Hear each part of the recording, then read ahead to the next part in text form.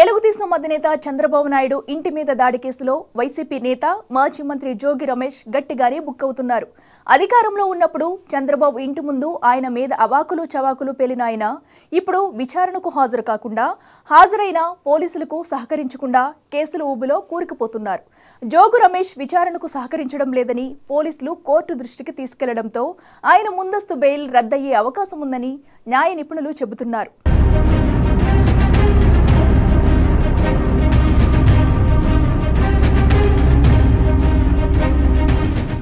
TDP అధినేత నారా చంద్రబాబు నాయుడు ఇంటి మీద దాడి కేసులో వైసీపీ నేత మాజీ మంత్రి జోగి రమేష్ విచారణకు సహకరించడం లేదని దర్యాప్తు అధికారి చెబుతున్నారు. తాజాగా బుధవారం సాయంత్రం మంగళగిరి డీఎస్పీ కార్యాలయంలో రమేష్ను విచారించిన పోలీసులు కేసు దర్యాప్తునకు అవసరమైన సమాచారం రమేష్ ఇవ్వలేదని, ఆయన చెప్పిన సమాధానాలకు తాము సంతృప్తి చెందలేదని స్పష్టం చేశారు.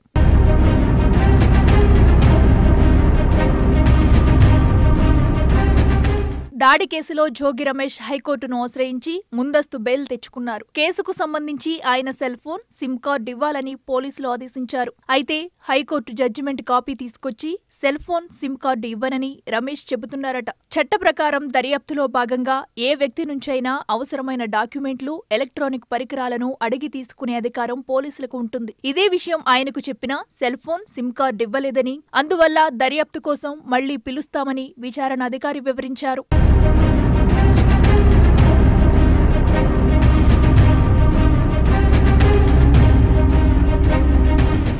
వైసీపీ అధికారంలో ఉన్నప్పుడు చంద్రబాబు ఇంటి మీద దాడి చేసిన కేసులో విచారణకు హాజరు కావాలని జోగి రమేష్ కు గతంలో నోటీసులు ఇచ్చినా హాజరు కాలేదు. మొన్న మంగళవారం హాజరు కావాలని నోటీసులిస్తే ఆయన తన లాయర్లను పంపించారు. గతంలో కూడా కుమారుడి అరెస్టును సాకుగా చూపి విచారణకు హాజరు కాని ఆయనను మంగళవారం ఉదయం మంగళగిరిలోని డీఎస్పీ కార్యాలయంలో హాజరు కావాలని నోటీసు పంపారు.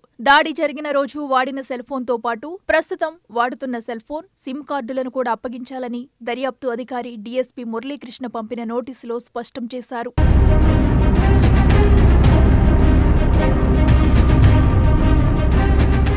మధ్యాహ్నం 2 నుంచి 4 గంటల మధ్య వస్తానని చెప్పిన జోగి రమేష్ తనకు బదులు తన న్యాయవాదులను పంపించారు. 2021లో వాడిన ఫోన్ మార్చేశానని, సిమ్ కార్డు అప్పటిదే వాడుతున్నానని లాయర్లతో చెప్పించారు. ఫోన్, సిమ్ కార్డు తనకు అవసరం కాబట్టి వాటిని అప్పగించలేనని న్యాయవాదుల ద్వారా సమాచారం అందించారు. విచారణకు సహకరిస్తానని నోటీసు ఉపసంహరించుకోవాలని కోరారు. దాంతో అదే రోజు పోలీసులు బుధవారం ఎట్టి పరిస్థితుల్లోనూ హాజరవ్వాలని లాయర్ల సమక్షంలోనే నోటీసులిచ్చారు.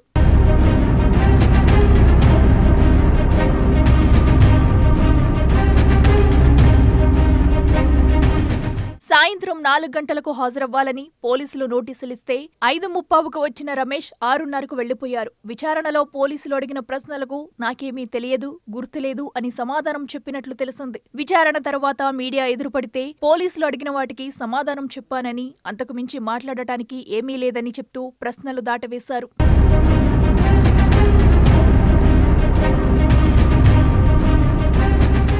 అగ్రిగోల్డ్ భూములు కొనుగోలు కేసులో జోగి రమేష్ కొడుకు జోగి రాజీవ్ ఇప్పటికే జైలు పాలయ్యాడు. ప్రస్తుతం మంగళగిరి పోలీసుల విచారణ ఎదుర్కొంటున్న జోగి రమేష్ కు కూడా అరెస్టు భయం గట్టిగానే పట్టుకున్నట్లు కనిపిస్తోంది. అప్పట్లో ముఖ్యమంత్రిగా ఉన్న జగన్ మీద అలవిమాలిన ప్రేమ ఒలకబోస్తూ చంద్రబాబు ఇంటి మీద దాడికి ప్రయత్నించిన జోగి రమేష్ చంద్రబాబు మీద ఇష్టమొచ్చినట్లు విరుచుకుపడ్డారు. అప్పట్లో అసలు చంద్రబాబుని రాష్ట్రంలో తిరగనివ్వబోమని వార్నింగ్లు ఇచ్చిన ఆయన ఇప్పుడు అదే చంద్రబాబును బ్రతిమలాడుతున్నట్లు మాట్లాడుతున్నారు.